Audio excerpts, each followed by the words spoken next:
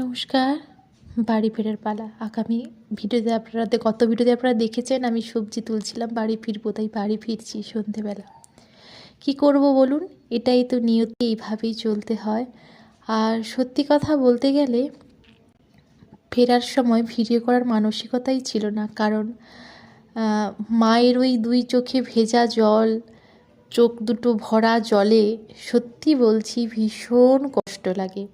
আজকে অনেকটা বছর হলো, আমার নাই করে 3টে বছর হয়ে গেল বিয়ে হয়েছে, কিন্তু আসার সময় কেন জানি না মাকে ছেড়ে আসতে বড্ড কষ্ট হয়। আসলে কি বলুন তো, না গেলে তো মায়ের দেখা মেলে না, বাড়িতে না গেলে। আর বোন বাবা এরা আমার কোচিনে দেখা হয় বা আমার কাছে আসে, কিন্তু মায়ের সঙ্গে তো সেটা হয় না।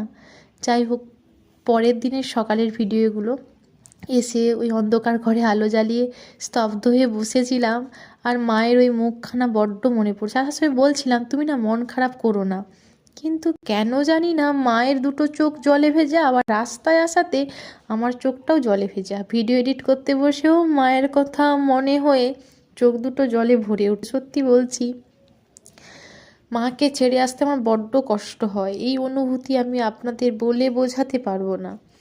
সত্যি বলছি, ওখানে বোন থাকে, বাবা থাকে, তবুও কেন জানি না মাকে ছেড়ে আসতে বড্ড কষ্ট হয়। মনে হয় আবার কবে আসবো, এইভাবে দিন গুনি, মায়ের সঙ্গে দেখবো, মাকে জড়িয়ে ধরবো, মায়ের কাছে শুবো, মায়ের কোলে শুয়ে পড়বো।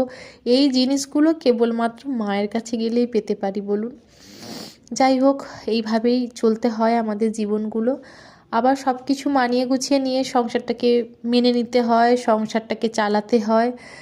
এইভাবেই চলছে জীবন।